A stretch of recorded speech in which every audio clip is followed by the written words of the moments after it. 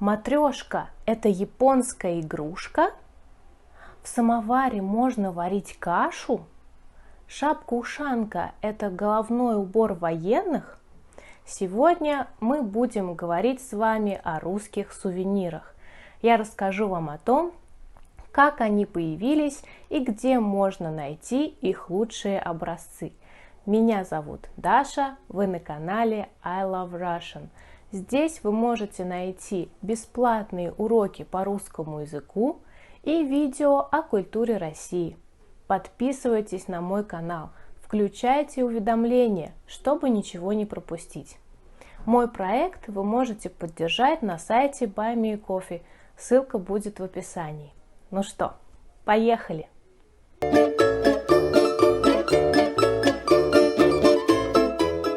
Давайте начнем с самого популярного и любимого всеми сувенира – с матрешки. Считается, что она появилась в 1890 году. Художник Сергей Малютин увидел японскую игрушку, которая называется фукурума, и решил сделать что-то похожее, но в русском стиле. Сергей Малютин был художником-передвижником.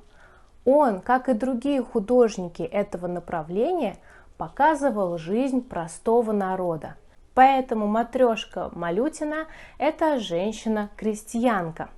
Почему знаменитая русская игрушка называется матрешка? Предполагают, что в конце XIX века в России было очень популярное имя Матрена. Оно пришло к нам из латинского языка и в переводе означает «замужняя женщина», «мать семьи». А детей, как мы знаем, у матрешки много. Вот он, по матрешкам!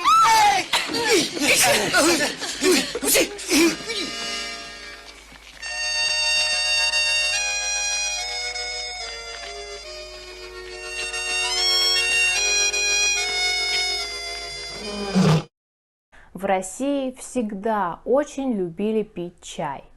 Когда он был довольно дорогим напитком, сложилось две традиции чаепития. Русские дворяне пили чай 1-2 раза в день и беседовали о высоком, об искусстве, культуре, политике и другом. Русские купцы пили чай в течение всего дня. Один человек мог выпить 15-20 чашек чая. Купцы не просто приятно проводили время, они вели деловые переговоры. Воду для чая кипятили в самоваре. Город Тулу называют самоварной столицей России, потому что именно там изготавливают лучшие образцы. В Туле вы можете посетить музей самоваров. Когда я была в этом музее на экскурсии, мне особенно запомнились два маленьких самовара, которые называются «Дуэт» и «Эгоист». Самовар-дуэт был предназначен для двоих, а эгоист для одного человека. Интересно, что русские умельцы изготавливали самовары не только для кипячения воды, но и для приготовления еды. Пошла муха на базар и купила самовар. Самовар. Хочу вам рассказать еще об одной традиции, связанной с чаепитием. Вода из самовара очень горячая. Пить такой чай невозможно, поэтому купцы использовали блюдца. Они переливали чай из чашки в блюдце, где он остывал быстрее, а потом пили чай вот таким образом. Попробуйте! Город Тула знаменит не только своими самоварами, но и пряниками, которые отлично подходят к чаю. На самом деле их делали во всех городах России, но в Туле были самые вкусные. Рецепты приготовления пряников не записывали, чтобы никто не мог их узнать. Это был большой секрет. Во времена Второй мировой войны погибло очень много людей, поэтому большая часть рецептов была забыта. Но, к счастью, некоторые рецепты удалось восстановить, поэтому сейчас можно приехать в Тулу и попробовать знаменитые пряники. Я родилась в небольшом городе Пензе. В Пензенской области есть село Абашево, где с середины XIX века делают игрушки из глины. Они так и называются – абашевские. Я очень люблю абашевские игрушки, потому что у них необычная форма. Посмотрите на этого оленя. Он напоминает мне героев мультфильмов Хаяо Миядзаки. Кстати, олень является символом гармонии с природой. Вы можете подарить эту игрушку человеку, которому не нравятся городские пейзажи. В городе Кирове тоже делают глиняные игрушки. Они называются дымковские или кировские. В 2024 году городу Кирову исполнится 650 лет. В честь праздника решили раскрасить 30 городских объектов в дымку. По-моему, это замечательная идея. Люди с уважением относятся к своей культуре, сохраняют традиции и делают этот мир лучше. Гжель – это традиционный русский вид росписи по керамике. Недалеко от Москвы есть село Гжель, которое знаменито своим гончарным искусством.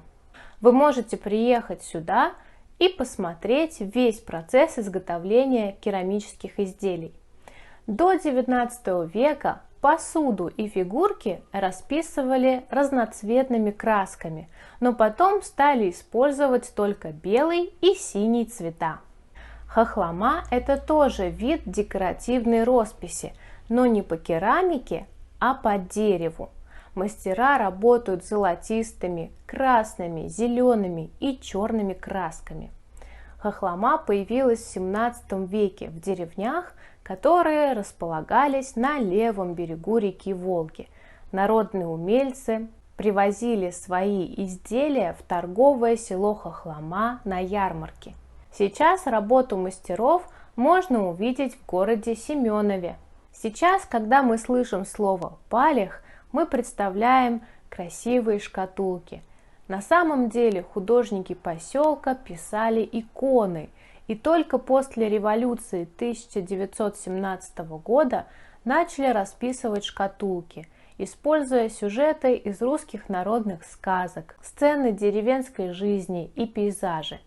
В следующем году я хочу поехать в Палех и своими глазами увидеть, как художники работают в иконописных мастерских. Хочу попробовать расписать маленькое изделие в музее лаковой миниатюры. Многие полагают, что шапка-ушанка – это головной убор военных, но это не совсем так. Вы знаете, что в России зимой бывает очень холодно, поэтому шапку-ушанку носят, чтобы было теплее. Как часть зимнего военного обмундирования шапка-ушанка используется с 30-х годов 20 века. Сегодня я рассказала вам о некоторых русских сувенирах.